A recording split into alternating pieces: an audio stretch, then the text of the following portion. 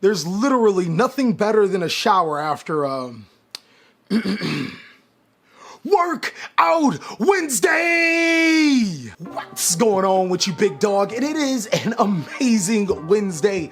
I hope you are having an amazing Wednesday. I am personally, because I'm done with the gym. So as you guys know, my coach is a little bit psycho, and today he proved to me that he gets even worse when it comes to psychosis. We start off fairly simple at 30 front squats at 61 kilos. That's roughly 135 pounds, not too bad for me. Then we move to a deadlift, only 5 times 315.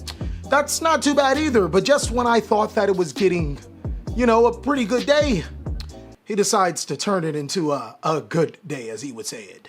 So you wanna hear everything we did today? All right, cool. We have 15 ring push-ups, 30 wall balls, 30 jumping pull-ups, 15 jerks, 30 kettlebell swings, 300 single unders, 300 single unders. In case you didn't know what a single under is a jump rope, something that I don't know how to do, and he wants me to do 300 of them. How? There's also 15 power snatches and 30 box jumps. Following that, we have something called a cool down, if that's what he wants to call it, where I row 250 meters and then I do 40 double unders for 20 minutes straight. That means if I'm not doing one, I'm doing the other for 20 minutes. I just told this man I don't know how to jump rope and he put in more jump rope. I guess one thing I'm trying to rope you into is taking care of your body. Hitting the gym or doing whatever it is, whether it's walking or push-ups around the house, is important. Sometimes you have to budget your time, and that's exactly what we're talking about today as we're going to be budgeting out these decks. That's right, big dog. Not only has the new Forbidden List shunned, where the light angle goes into a different deck spotlight, the 2021 Mega Tens has helped. This time around, I'm going to be using a budget benchmark of $100, meaning that you can roughly complete the main extra side within that budget. I'll also tell you the strategy's most expensive card, as well as a card that you should start building up towards to make your deck even better. So with all that being said, let's see how these strategies can work out for you, as the workout, I guess it worked out for me. The best part about finishing a workout is also relaxing.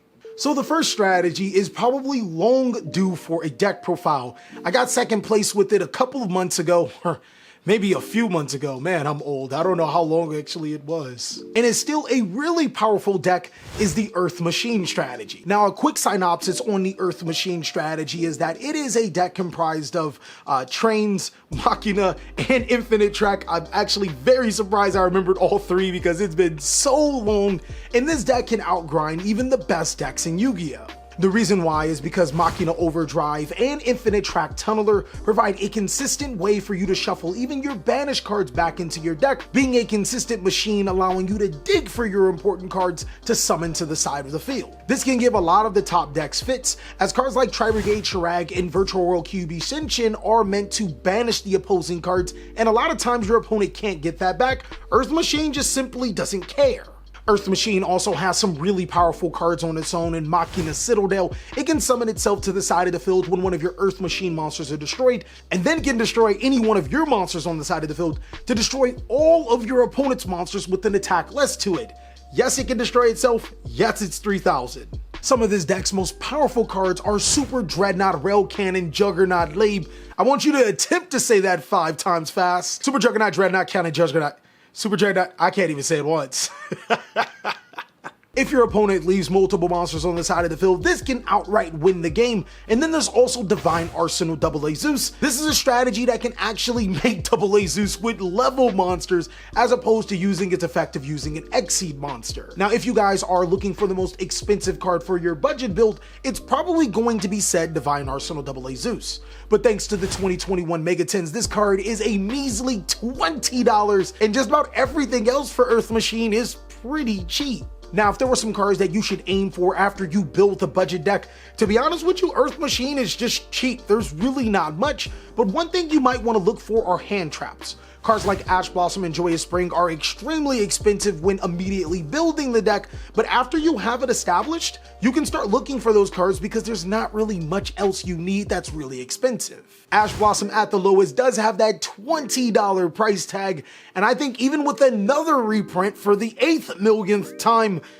it might just sit at that. A strategy that is considered one of the best decks of the format, not only because it got better because of the Forbidden List, but also because it's so budget, is Virtual World. Now, fortunately enough, I just did a deck profile on Virtual World if you want to check it out, but basically how Virtual World works is that they are either worm or psychic monsters that can special summon themselves to the side of the field by sending cards from your deck to the graveyard, and they gain additional effects.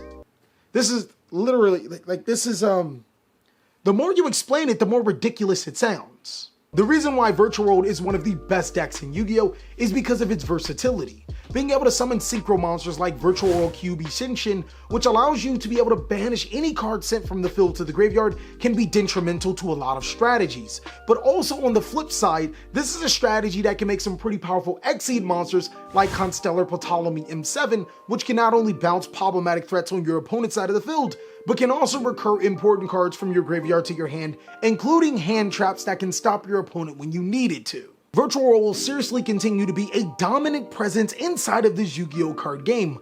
I suggest that you guys start picking these cards up, as players may get hip to it and then buyouts might happen. So a little while ago, I misspoke when I said that this strategy was extremely budget. I mean, it still was budget, but it wasn't as budget as I hoped it was. But now it's budget. Ignister is your other cyber strategy not named Solomon Gods. It is a pretty cool strategy that's based on link summoning and then more link summoning. Some of your best monsters, Adachichi Ignister and Pakari Ignister, allow you to search your Ignister spell and trap cards or your monsters to your hand, but what really ties this strategy together is the card that I kind of forgot when I made my last video is Ignister Island, or Ignister A Island, however you say this card's name. Ignister A Island allows you to special summon Ignister monsters from your hand with different attributes as long as you don't control monsters in your main monster zone. You remember when I said this deck was about link summoning? Yeah, it kinda gets around that. The reason why this strategy can be feared by the top contending meta decks is because it summons a monster that is upwards to 6,000 attack and unaffected by your opponent's card effects. Arrival at Ignister is that said card, and even at a meager 3,000 attack, which is typically the lowest you'll summon it, it's extremely hard to get rid of because there aren't a lot of cards in competitive Yu-Gi-Oh! Right now that are established to beat it. Ignister is a strategy that will definitely get at you if you're not paying attention to it. The most expensive card is Ignister A Island. Look, I know what you're thinking. Last time I completely forgot the card, this time I'm not. Fortunately for us, thanks to the 2021 Megatins, this card is only $6 a piece as opposed to the $25 that it was. And after you built this deck, a card that you should aim for is a bit pricey. It's Access Code Talker at its $150 price range, but don't worry, this card will be reprinted and you can just wait a little bit longer and get other cards until then. Ignister is definitely a strategy that comes at the opponent sideways. They don't see it coming, and when you summon that unaffected monster, it normally means game. So if you don't drag me, somebody else will. If I don't say Unchained is not only an amazing budget strategy, Unchained are a series of monsters that are based off of being able to gain advantage when these cards are destroyed. Now, you don't have to wait on your opponent to destroy your cards, your Unchained cards do it for you. Unchained Twins Arua has a quick effect allowing you to destroy cards on your side of the field, and Sarama allows you to set Unchained cards to your side of the field by destroying your Unchained cards. Now, what cards would you be destroying? Well, that's simple. Escape of the Unchained and Abominable Chamber of the Unchained have some pretty good effects on their own, one being able to special summon monsters from your graveyard to your side of the field, the other being able to destroy cards on your side of the field to destroy cards on your opponent's side of the field, but when they are set and destroyed, they allow you to special summon more Unchained monsters from your deck to your side of the field. Now, the switch up with this deck is within the Link monsters. Soul of Rage and Soul of Anguish are two Unchained monsters that don't necessarily involve destroying as their best asset, though that's still pretty good. They actually allow you to link summon using your opponent's monsters, so that's pretty good when it comes to control. Imagine being able to stop your opponent in mid-combo and link off with their monster, or being able to get rid of their most problematic threat by linking it off. The reason why Unchained is so good right now is because it doesn't need its graveyard to pop off. Your Unchained cards only need to be destroyed, so playing cards like Dimensional Shifter would be amazing at being able to stop some of the top decks like Drytron and Tri-Brigade, and also allowing you to still pop off with your plays. Unchained is also pretty good at going second, so you can main board cards like Dark Ruler No More and Evenly Matched. If you ask me, these will probably be some of the most expensive cards you will be buying, with Dark Ruler No More being around $7 and Evenly Matched being around $13, depending on which one you wanna play. But a card that you really should strive for after you build the deck is Pot of Extravagance. This card is $30 and you do need 3, but the fortunate thing about this is that it's 2 free cards, it's very versatile so you can play it in multiple other decks, and of course Unchained doesn't necessarily need its entire extra deck.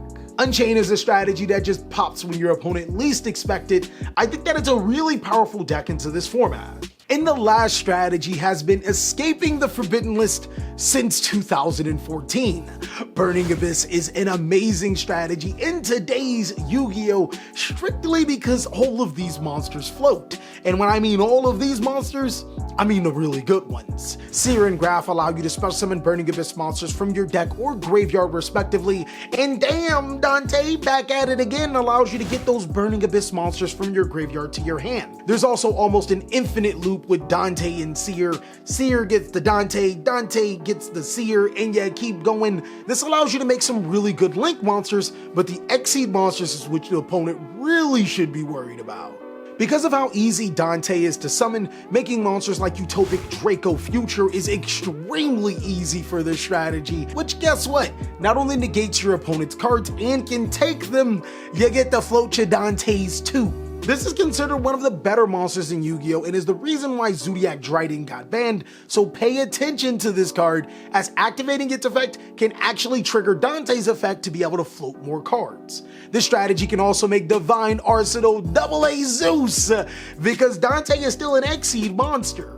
On top of that, if you did not use Dante's effect and decide to use a Downward Magician, Zeus can detach 2 times, float cards to the field or hand, and send all cards to the graveyard, so there's that. Now, the most expensive card for Burning Abyss would be Divine Arsenal AA Zeus, but since you don't necessarily need this card, and I've already talked about it before, I'm gonna give you another one. Utopic Draco Future is a card that is really, really good, and Burning Abyss is one of the very few decks that can take full advantage of it. Fortunately enough, the Burning Abyss cards are extremely cheap, because brace for it guys, Utopic Draco Future is $15. That's it. Well, that is all that I have for the top budget strategies starting off in October. Already know in November when the new set releases, it's going to change the game. Even then, these strategies will still be fairly good. We just might have to introduce some new strategies for next month so you can be peeping out for them. I also want to say that not only can you check out these videos if you want to see more amazing TheCaliEffect content,